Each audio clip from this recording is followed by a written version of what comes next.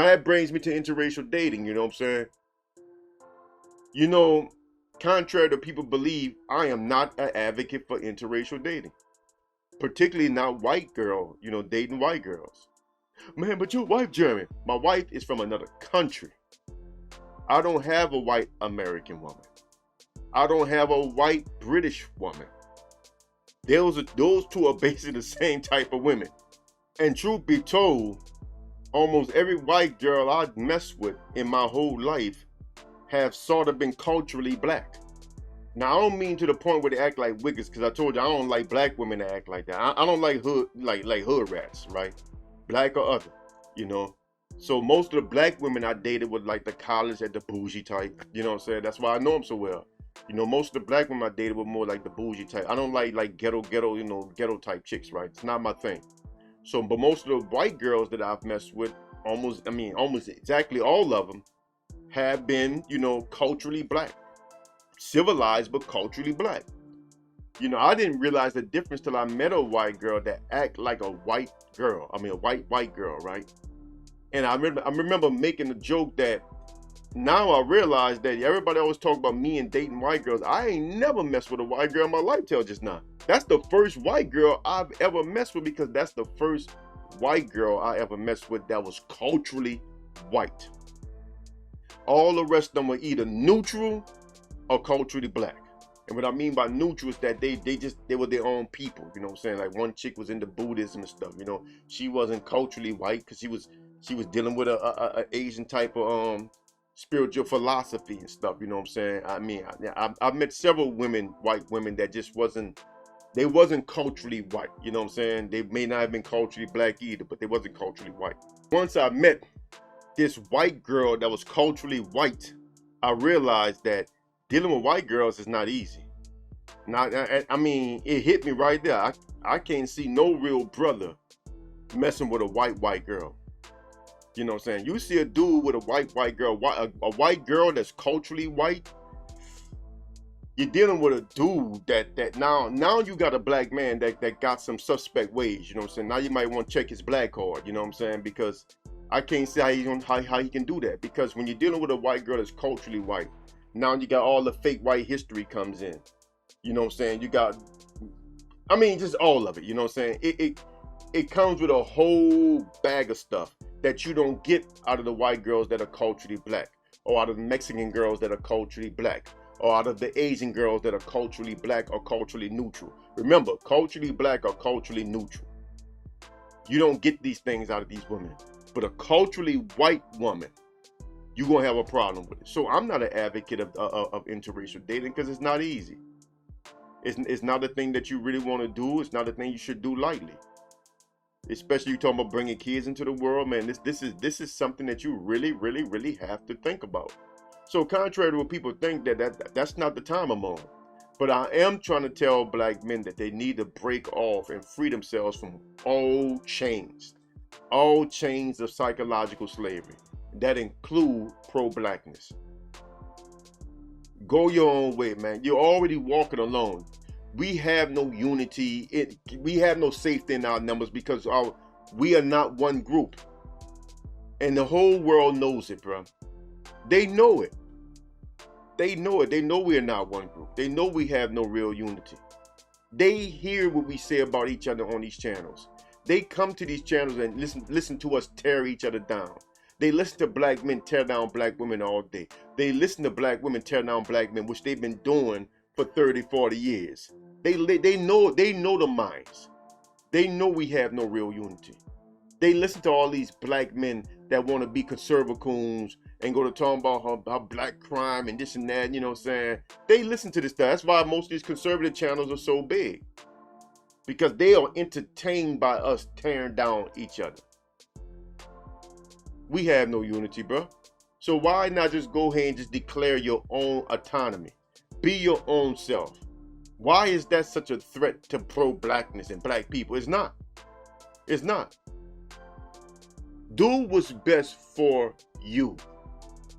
You want to be married, you want to have a family, and you can't find a black woman to do it with somebody else. That's just the bottom line. The bottom line. You got a spiritual base. You want to, I mean, anything you want to do what's best for you. Not just marry, but anything. Do what's best for you. Because as long as you do what's best for you, you're going to end up back around your own. See, that's the part that y'all don't understand that I understand. You do for yourself, you're going to end up back where you need to be anyway, because this is the safest spot for you to be. Among your own is what's best for you. But you got to find your own, not just by skin, by mind, by mentality, by ideology, by core belief, by core philosophy. You got to find your own. Skin folk don't make them your kinfolk. We are not your own just because we're black. And any so-called leader would want you to do just that. But why none of them tell you to go your own way? Why none of them tell you to go ahead and figure it out? They tell you to stay away from white folks, but they never tell you what we can do among each other. Outside of business. The second they go to talk about anything collective, money comes into play. But what about getting together and building homes for each other? What about getting together, man, and doing handiwork to the homes in the community? Like we used to do in the black community. In the real black community, you didn't need to pay for plumbing and stuff like this for your house. There was always somebody in the neighborhood who could do the electrical work, who could do the plumbing. They may not have done it all the time for free, but they didn't charge you a lot either.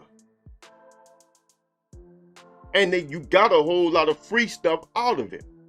Sometimes they would tell you just get the equipment you need, and they'll do it all the work for free. Because this was a community. It wasn't about money all the time. But as soon as we go to talking about something, money comes into play. We got to do money. That's the only thing we talk about doing together is something that involves money. Building it, buying this and buying that. No. How about us just getting together and physically helping each other? How about donating real time to a community garden? How about kicking together and buying an empty lot where y'all can grow some food? How about the men in that community that have skills help out the old ladies like we used to do? How about the ladies go shop for the elderly people in the community, check on them like my community used to do? The old people never felt alone in our community. Your mom and dad should not have to live with you when they get old. Whatever community they are part of should take care of them, because that's how our community used to be.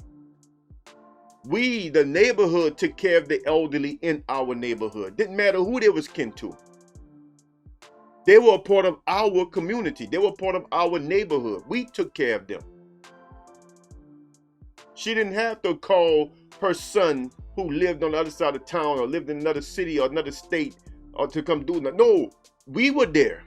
She can look her head out the door. Kush, come here. I need you to do something for me. Well, I mean, my name, they didn't call me by my nickname, but Kazim, Kazim, come here. I need you to do something for me. But why don't they tell us to become a real community again? Why don't they tell us, man, break off from everything, man. Get to know your neighbors again. Do things, talk to people, and stop being so judgmental about everything. Another thing, we wasn't judgmental, bro. We didn't go around looking for things, to be snooty and thumb your nose at people. We just didn't act like this with our own. Everybody had their own ups and own downs, their own issues, you know what I'm saying? We just dealt with people here. That was it. Here. Because that's what a community does. So the truth is, we don't have a community. We are in a prison, an idealistic box of a prison that's in the name of community and pro-blackness. That's all it is. And all these people try to browbeat you to keep you in that prison as a black man, because they are afraid that if you leave that prison, you might discover the truth. The truth is that our real enemy is not even white. It's us. We are our real enemy, because our leaders tell us to go down the path of white folks. We're never being turned away from their ways. We're always being told to pursue them constantly. unendingly. Be more like white folks. Do things more like white folks. Think more like white folks. But you got to be pro-black. No, but you're part of the black community. But go let white folks educate you on what it means to be black. Go let white folks educate you on your history as a black man. And then you come back and you cry about all this stuff that you've been taught in school that's not even real. Come on, man. I can't be the only one to see the contradictions in this stuff. I can't be the only one that see the contradictions in this stuff. So no, black man, go your own way. Break off from all these prisons. If the notion of black community is right for you, you will know it. And you will start finding other brothers that have traveled and realized it too. And now y'all are where y'all want to be, because that's the real problem with the black community right now. It doesn't exist because nobody wants to be a part of it. No nigga in the hood wants to be in the hood, except for the ones that's tearing down the hood. Everybody else wish they could leave. Everybody else wish they could leave. And when I was coming up, we had bad elements inside the hood.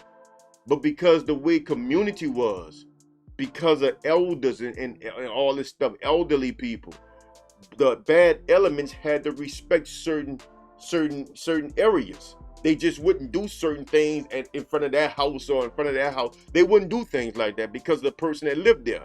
So the bad elements had to find areas where they can make it crime zones, so to speak. You know, that's how we ended up with dope sets and all this stuff back in the days, what y'all call a trap, like I guess, you know, dope sets. That's how we ended up with sets. Because you had to find an area where you can conduct those kind of activities away from the elderly people and the people that had long roots in the community, people that you respect. So you had to do this stuff away from them. That's why we hustled outside of bars, you know, stuff like that. That's why we did that, because, you know, you stay away from the neighborhood. But anyway, that's neither here nor there. You get the point I'm trying to make, though. You get exactly what I'm trying to say. We don't have a notion of community. It's gone.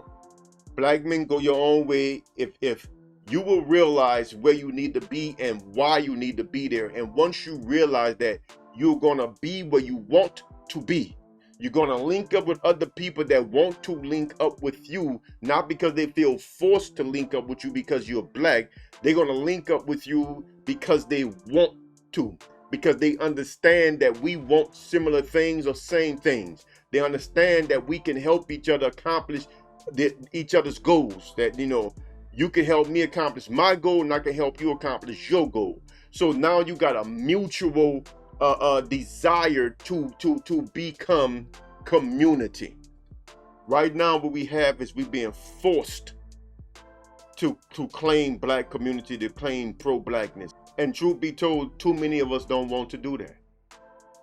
Too many of us don't want to have anything to do with black people, and we just don't want to admit that. That's the truth of the matter. So I'm gonna leave it at that. Like I told y'all, it wasn't gonna be what y'all thought it was gonna be. It wasn't gonna be about, you know, dating white girls. I know I fooled y'all with the thumbnail, but you know, that's, look, who you date, married, just it kind of, it becomes it becomes a consequence. If you go your own way and do your own thing, do what's best for you, then you're gonna marry who's best for you, regardless of race, which is what I've been saying the whole time. They don't want you to do that because they're afraid that the women that's gonna prove to be best for you are gonna all be non-black. That's their fear. So that means they don't really want you to have what's best for you. They don't want you to be happy as a black man, as an individual.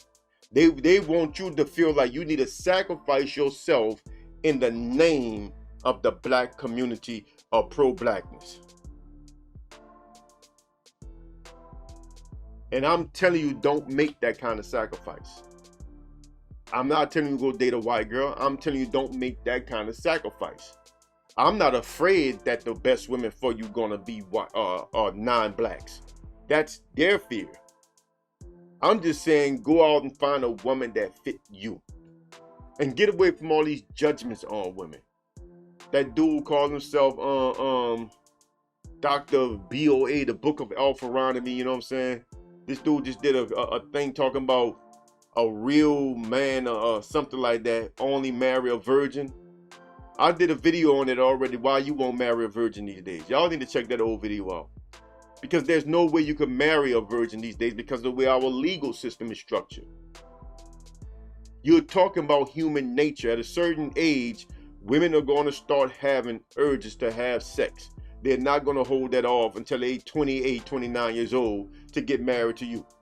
It's not going to happen. Waiting for you to come out of college. They're not going to hold that urge off. And truth be told, a man shouldn't hold his urge off either. But a lot of y'all just can't get to women because y'all too focused on everything other than women. So don't be mad at the women. But get away from all these prejudgments of women, you know what I'm saying? Again, you know, I did that video talk about mediocre tutorial views messing with Melly Monaco, but I made it clear that I didn't have a problem with him messing with Melly Monaco. You know, the problem is he talked bad about women like Melly Monaco. Women with high body counts. I know that girl body count is astronomical. Women with high body counts, with tattoos all over their body, with naked pictures of them all over the internet. I mean, she is the poster child for the kind of woman that he claimed you shouldn't mess with, but he got her now. Because the truth of the matter, he's doing what he wants to do now. He's doing what makes him happy. And that's why Sneeko is turning his back on a red pill, because now he's starting to actually interact with women. So now he's doing what makes him happy. He realized he'd rather have women than not have women. He's enjoying the company of women. So his rhetoric has toned down. His views have changed because he's free now from the bondage of red pill. Now he is his own man. And right now what he needs to do is just find his clan, find his type of people. And that's what I'm trying to do. I'm trying to free you up from the bondage of pro-blackness and the black community and all that stuff so that you can find your people. Because like I said, the hood used to be good at one time, bro. Great, man. Great. I tell you, man, the way I grew up, man, I wouldn't change it for nothing. If I could rewind time, man, you know what I'm saying, do I want to grow up in the hood or something? I'm growing up in the hood again. If it's just the way it was back then. You know what I'm saying? I ain't talking about this shit that it is today. I'm talking about the way it was back then. No, man. I get nostalgic talking about growing up, man. I got the kind of memories growing up in the ghetto that warms your heart so much that, man, it'll make a grown man cry. The hood was nothing like this madness that it is today. And the reason why I'm trying to get y'all to see that it is what it is because of these black leaders, because that's the truth. It is what it is because of the black leaders. Because when we had unity, when we had physical community, all the black leaders did was talk about it. Talked about moving up in status, getting around white folk. All they did was talk about it. The hood was never good enough for certain niggas. You always had these bougie type, college educated niggas. They never wanted to be around black people. Their goal was always to get educated and get away from us. That was always their goal. But once they get pushed back by white folks, then they come back as your leaders. And now they make money off of you by keeping you in a box. I'm telling you to climb out of that box. That's my message to you. Climb out of that box. Do what's best for you. Date whoever's best for you. Marry whoever's best for you. Date the kind of women that you actually like. Forget about what somebody else think about her. If you like her, that's the only thing that matters. But just make sure you understand what you're getting. You know what I'm saying? You know, you get a Keke Palmer.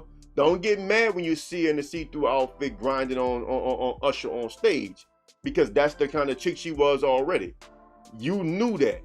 So just laugh it off and be like, say, man, that's how she was. I ain't even tripping. Because that's what I would have said if I was dude. Because I'm sure he knew that's how she was. I'd been like, bro, that's how she is, man. I ain't tripping, man. Let her have fun. That's what I would have said. Because I'm not going to let nobody ruin it for me. And I learned this as a young man. I'm going to end this with this real story. I had a friend that was, man, rest in peace, homie. He was a few years older than me, right? And his little big fine girlfriend, man, Now, I was a gunslinger, you know what I'm saying? I was a little wild type dude, but he wasn't. He was just like a straight baller, non-violent, I don't think he even carried, you know what I'm saying? And somebody killed him. Tell you, niggas ain't shit, bro. And his girl get caught cheating. Dude she cheating with is hitting on her, beating on her, so she got to call her husband. They was actually married. He got to call the husband. So how the conversation came out, he was asking me like, man, because you know he knew how I live with like the way I live with the girls, right? And I was probably about 20 at the time, and he was like, man, Kush, you know, what would you do in this situation? And I remember telling him, I said, bro, look, like a man, if that girl bring you a degree of happiness, but you like her, that's the only thing that matter, bro. Because what you gonna do? You can put her in a doghouse, you know what I'm saying? Or, I mean, you get rid of her. But if she makes you happy, you're not hurting her by getting rid of her. You're hurting yourself. See, a lot of y'all gonna hear this and say, man, that's some weak shit. Call it what you want. I'm telling you how you should do your life. You know, listen to what I'm telling you.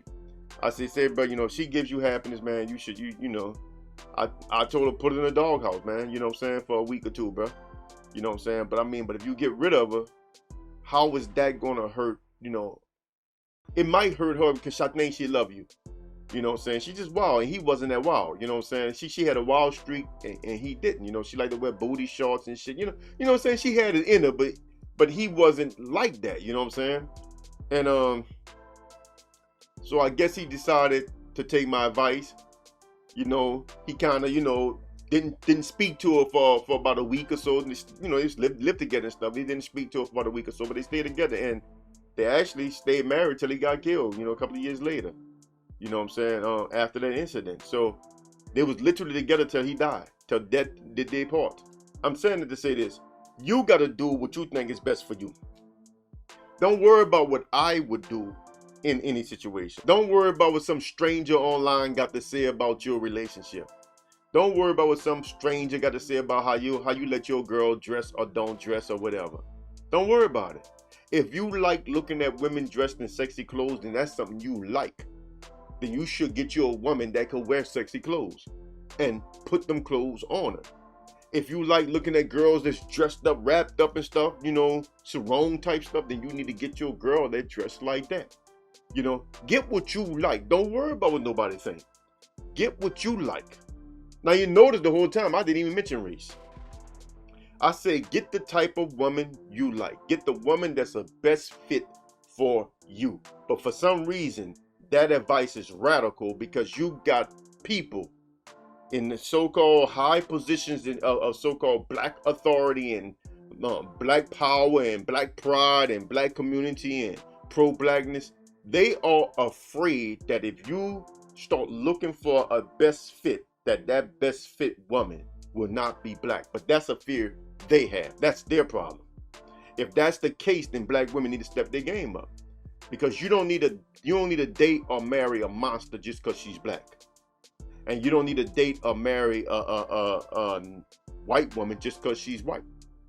You don't need to date or marry a Mexican girl just because she's Mexican. Or just because they are not black. That's not what I'm telling you. I'm telling you, find the woman that's the best fit for you. That's what I'm telling you.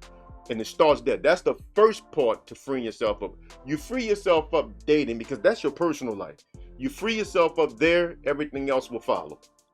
You know, break off from all politics. Don't vote. I don't vote. Break off from all politics. Don't vote Democrat. Don't vote Republican. Don't vote independent. Don't vote Green Party. Don't vote that party. Leave it all alone. Break off from all religions. I ain't say spiritualities. I ain't say that you don't have to worship or recognize your creator in your own way. I still use Islamic terms. I am a Muslim. I'm just not a religious person.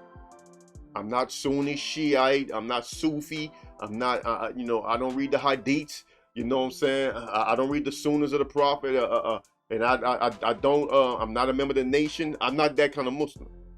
I'm just a man that seeks the ultimate peace. That's our Islam. That's me. I seek out the ultimate peace, and that's what I'm trying to tell y'all. Seek out the ultimate peace in your own life. Do what's best for you as an individual. everything else will come together and come into place. But there are people that are afraid of that. For some reason, that's very radical, isn't it? For some reason, that advice is controversial. I wonder why. I wonder why.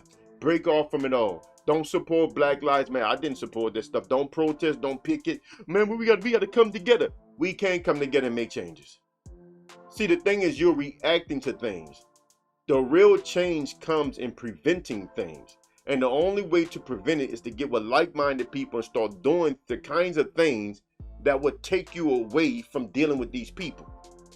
That's what a real community would do. A real black community will limit its dealings with the outside. That's how I grew up. We didn't deal with them. Look, outside of going to work, that's about the only thing we did with white folks. Outside of that, everything else was all black. I'm blickety, blickety, blickety black, y'all. I'm black, y'all. You know what I'm saying? Everything else was all black. The only time we seen them, like I said, we passing through that area, something like Mardi Gras, walking on Bourbon or something like that. I mean, everything was black with us. Everything we did was just black. So, because we wanted it that way. This is why I never felt deprived or anything like that, because we were always doing exactly what we wanted to do. We didn't want it no other way. We didn't want them around us. We didn't want to be around them. We had it the way we wanted. But today, it's not the same. Today, mentally, idealistically, most blacks want to be around whites. They want to either be like whites, or they want to at least be liked and accepted by whites. That's their goal. And that is a problem. That is a problem. It's a problem. So we got to think about all these things, man. You know what I'm saying? Break away from it all. Break away from all. Become your own person. That's all I'm telling you, bro. Become your own person. If they are afraid of you becoming your own man and being loyal first and foremost to yourself and your creator, if that frightens pro-blackness, then that means something is wrong with pro-blackness. Because if it's the truth, if it's the right thing, if it's the truth, you're going to come back to it anyway. You're going to come back to it anyway, because that's just how nature works. You're going to always do what's best for you. And if being like that is what's best for you, you're going to come back to it anyway. But nobody should have to force nobody to do nothing. And that's the point. Like the video, share the video, subscribe to the channel. Till next time, I'm out of here. I'm Brother Kush, a.k.a. the Black Alpha. So long.